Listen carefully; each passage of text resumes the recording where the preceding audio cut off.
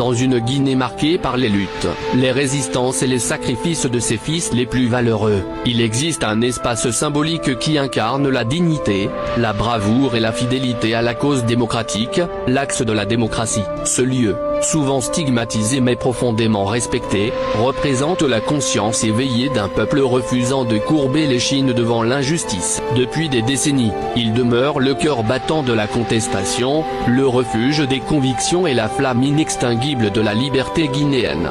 Dans cette tribune poignante, Souleymane Souza Konaté rend hommage à cette force collective, à ces jeunes et à ces martyrs qui, malgré la répression, continuent de porter le flambeau de l'espoir sous la bannière de l'UFDG et de son leader, Cellou Dalein Diallo, d'où le slogan.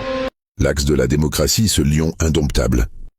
Mabori et toutes les victimes ne sont ni oubliées ni abandonnées.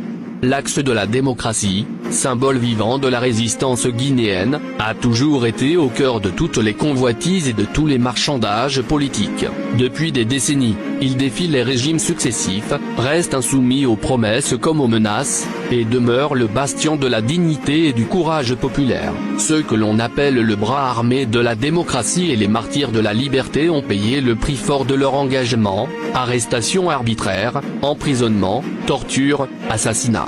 Pourtant, jamais, ils n'ont fléchi. Fidèles à leurs convictions, ils refusent de servir de monnaie d'échange ou de marchepied à ceux qui veulent exploiter leur lutte à des fins personnelles. À l'image de Mabori, aujourd'hui introuvable, et de tant d'autres anonymes injustement détenus ou disparus, les jeunes de l'Axe portent haut le flambeau de la liberté. Leur combat dépasse la peur, les calculs et les intérêts immédiats, car l'Axe n'est pas un territoire, c'est un état d'esprit, celui de la résistance et de la justice. Ses fils et filles sont liés par un idéal commun, et rien ne peut les corrompre. À chaque fois qu'un opportuniste a prétendu maîtriser l'Axe ou débaucher ses jeunes, la réalité s'est chargée de le démentir. Ceux qui se sont vantés d'avoir retourné les manifestants ou d'avoir allié les jeunes à leur cause ont tous été rattrapés par les faits. Les régimes successifs, aveuglés par leurs illusions, ont cru pouvoir acheter la paix sociale à coups de manipulation et de faux intermédiaires. Ils ont été trompés par des politiciens et courtisans qui, pour plaire au pouvoir, se sont inventés une influence sur les jeunes de l'Axe. Ce fut toujours un fiasco, un marché de dupes qui n'a profité à personne, sauf à quelques profiteurs du système. Il est temps d'ouvrir les yeux sur cette escroquerie avant qu'il ne soit, encore une fois, trop tard. La vérité est simple, ceux qui encouragent les descentes répressives sur l'Axe, qui désignent des jeunes à harceler ou à intimider, ne cherchent pas la paix. Ils alimentent la haine et nourrissent la révolte, uniquement pour masquer leur faiblesse et leur incapacité à dialoguer avec leur peuple. Ils connaissent peut-être quelques anciens meneurs, mais ils n'ont pas compris que la lutte évolue.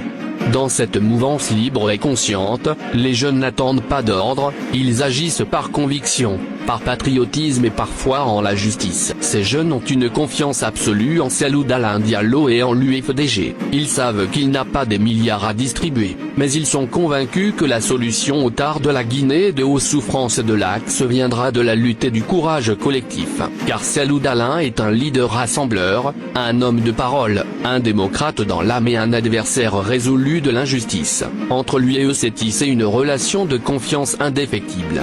Ils savent qu'il n'a jamais abandonné personne, et il ne les abandonnera jamais. Dans cette lutte, personne n'a été oublié ni laissé derrière.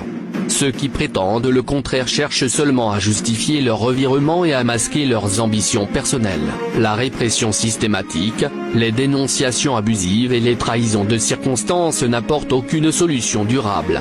Au contraire, elles aggravent les tensions et prolongent les fractures, comme le rappelle la devise de l'UNESCO. Les guerres prenant naissance dans l'esprit des hommes, c'est dans l'esprit des hommes que doivent être élevées les défenses de la paix. À bon entendeur, par Souleymane Souza Konaté, président commission communication ANAD et coordinateur de la cellule de communication l'UFDG, Guinée GMT.